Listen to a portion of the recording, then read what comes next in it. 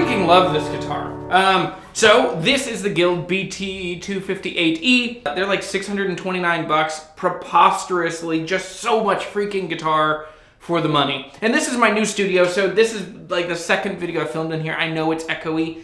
I appreciate your just grace and patience as I get this place treated. But this guitar showed up about a month ago. I was able to borrow it from Guild, and they told me from the beginning that I was borrowing this. I would have to give it back. And within a couple days, I knew I want to own this guitar. What do I have to do? And so I begged, I pleaded, I asked them, could I keep this guitar? And so I want to run through like my 3 or 4 reasons why I would keep this, and then the 2 big problems that it's still, I will live with. I'll put up with these 2 problems before I send it back. So there is a box over here. There's a label that they sent me. This is moving on to another YouTuber. Now I am going to buy one of these. And I will get that, it'll be like September before these are back in stock. Because basically, these are so hot right now, they're really hard to find.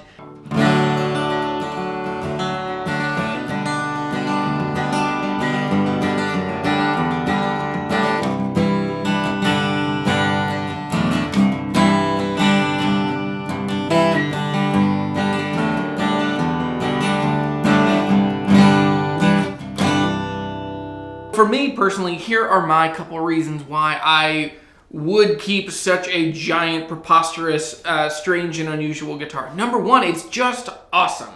It is just unlike anything I've seen for like the quality, the features, the dynamics, the brand. I love Guild guitars. So any Guild guitar is first going to be exciting for me. But behind that, an 8-string baritone, it's weird, it's crazy. So Taylor had some stuff similar, but they were so much more expensive, and when I played them, they didn't have a ton of bass or low end. So for this guitar, it feels like a big, full, giant jumbo guitar, but it doesn't feel like I'm playing too far out. It doesn't feel like I'm in a mariachi band. The headstock, I mean, it works, right? It's really big. It has 8 strings on it, but the headstock doesn't feel crazy, especially having, so I have a D55 now, also on loan from Guild. But with the D55, it's got a really big headstock too, and only 6 tuners. Other reasons that I would keep this guitar is that it sounds amazing. So it sounds really good in 2 ways. The first way is that it sounds really good in any room that I've had it in. I have played this guitar a lot. I've played it in my house. I've played it on a lot of videos, on a lot of Instagram lives. It just doesn't get flubby on those really low notes in the way that some guitars I've played do.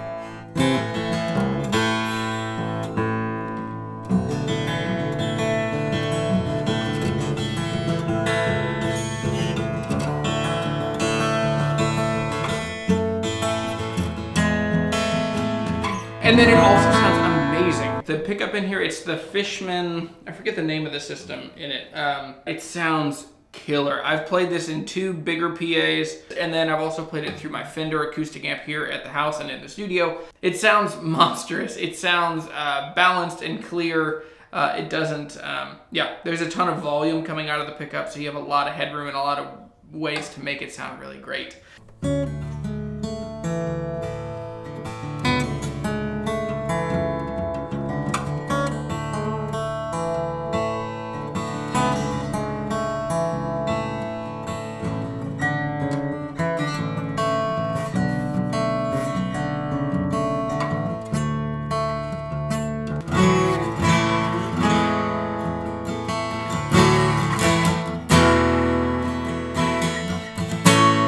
Now, this guitar is not without 2 substantial problems that I see. One would just be one time to fix, and the other one would just be living with it. It's going to be a little more complicated. So the first one is this guitar came just in a box, didn't come with a gig bag, didn't come with a case.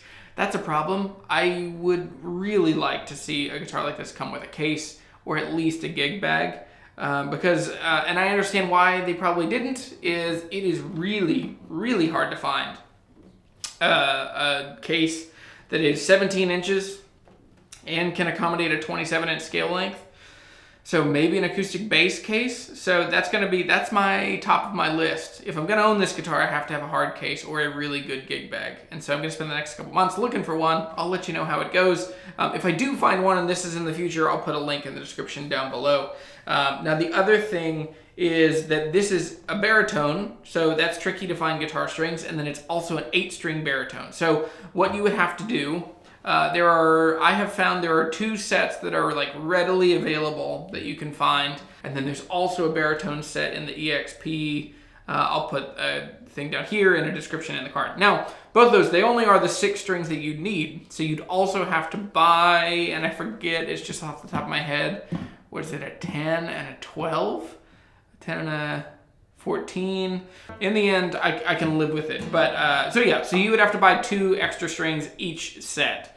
And now those won't necessarily be coated. That's the other part of it. But I don't know if the Diodaria or Elixir, if the plain strings are coated. But anyway, those are the 2 big problems that I see. Those are the 2 main issues. But overall, this thing is awesome. It sounds really cool. It is incredibly unique. It's inspiring. I will always be hooked on stuff where it's like, you'll never see another one. It's totally weird. It sounds awesome. And so this thing, man, I'm in. So it's time to pack mine up, and then the other one will come to me in the end of September probably, I think. So I'll let you know how it goes, but yeah, packing it up, and man, it's interesting. I don't buy every guitar that I get sent to demo, but this guitar, I knew in a couple days that I really wanted to own it. So, anyway. See you all later. I'm Jeremy. I'm the Guitar Hunter.